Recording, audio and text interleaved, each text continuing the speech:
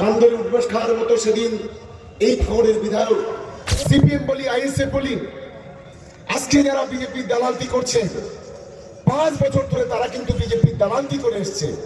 তাহলে মুসলিমদের যে ওয়াকফ সম্পত্তি, যেটা আমরা আল্লাহর সম্পত্তি বলি, তার যে কমিটি হবে সেই কমিটিতে কেন সেখানে নন মুসলিম থাকবে?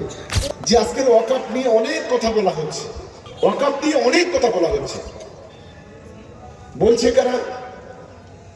একটা অংশের রাজনৈতিক ব্যবসায়ীরা, ধর্মের কালোবাজারিরা, তারা প্রকৃত কথা কিন্তু তুলে ধরছে না, শুধুমাত্র তৃণমূল কংগ্রেসকে কালিমালিপ্ত করার জন্য তারা এই ওয়াকফ আইনের কথা বলছে।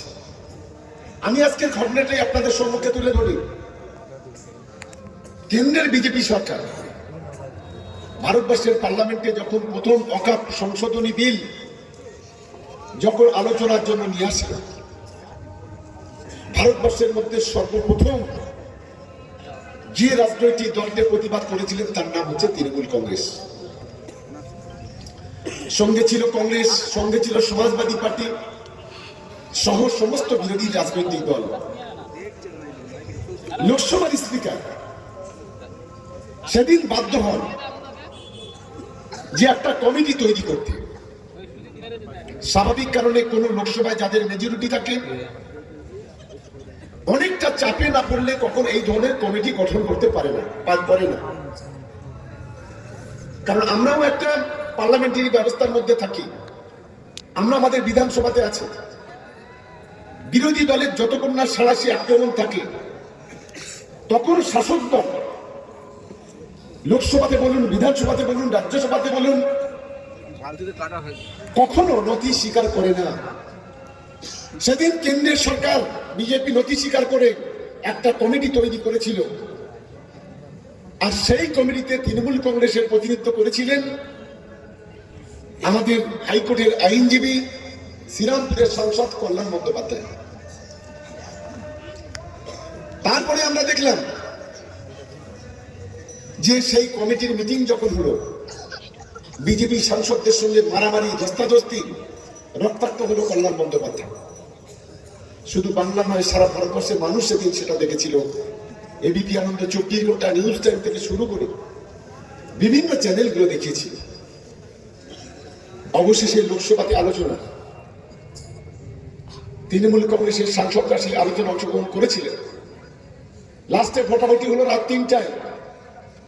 আমাদের লোকসভা দলনেতা অভিষেক বন্দ্যোপাধ্যায়ের নেতৃত্বে সেই ভোটাভুটিতে বিরোধী রাজনৈতিক দলগুলো হেরে গিয়েছিল। বিজেপি সংখ্যাধিক্যের জেরে ওয়াকফ আইন পাশ করল। যখন গোটা দেশ চুপ, সেই সময় আমাদের মুখ্যমন্ত্রী মমতা বন্দ্যোপাধ্যায় বাংলা রাজপথে দাঁড়িয়ে লক্ষাধিক মানুষ নিয়ে মিছিল করেছিলেন, প্রতিবাদ করেছিলেন। সারা বাংলায়, শুধু ক্যানিং নয়, সারা বাংলার সমস্ত ব্লক, সমস্ত বিধানসভা, সমস্ত পৌরসভা তৃণমূল কংগ্রেসের নেতৃত্বে মিছিল হয়েছিল, প্রতিবাদ হয়েছিল, বিভিন্ন আন্দোলন সংগঠিত হয়েছিল। হঠাৎ করে আমরা দেখলাম যে আইএসএফ নামক যে দলটা আছে তার একজন বিধায়ক আছে। সেই বিধায়ক বললেন যে অভিষেক বন্দ্যোপাধ্যায়, এই যে ভোটাভুটি হয়েছে, অভিষেক বন্দ্যোপাধ্যায় ছিল না। 24 ঘন্টার মধ্যে অভিষেক বন্দ্যোপাধ্যায় লিগাল নোটিশ পাঠালেন এবং কত নম্বর সিটে তিনি বসেছিলেন, কোন জায়গায় ছিলেন, তার ছবিটাও প্লেস করে বাংলার মানুষের কাছে, দেশের মানুষের কাছে তুলে ধরলেন।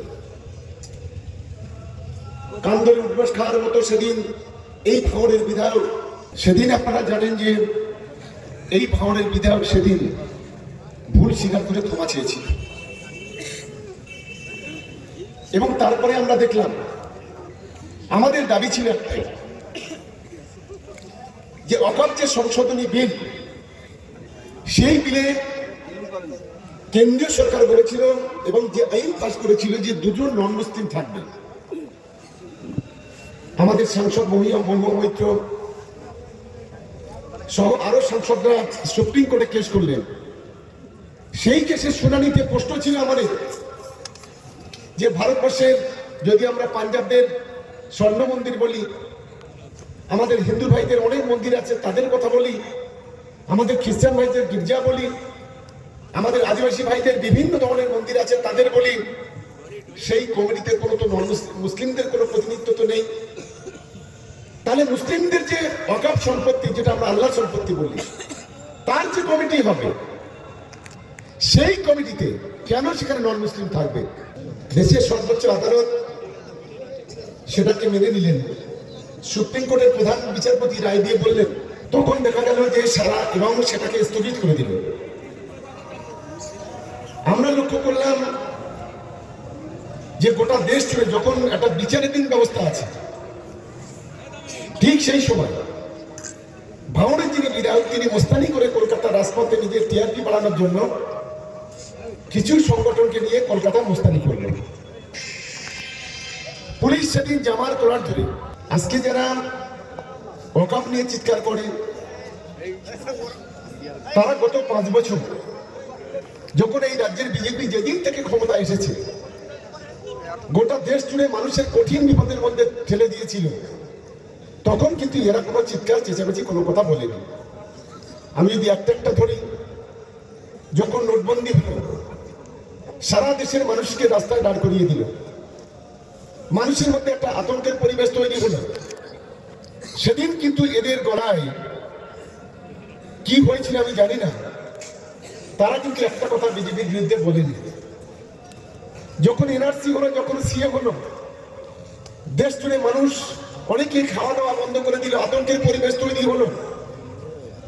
বিজেপির বড় বড় নেতারা বললো একটা অংশের মানুষকে বাংলাদেশে কিংবা পাকিস্তানে পাঠিয়ে দেওয়া হবে, তাদের পেটে গুলি করা হবে, বুকে গুলি করা হবে। সেদিন কিন্তু এই যারা সিপিএম বলি, আইএসএফ বলি, আজকে যারা বিজেপির দালালতি করছে, 5 বছর ধরে তারা কিন্তু বিজেপির দালালতি করে এসছে, তারা একটা কথা কিন্তু বলেনি।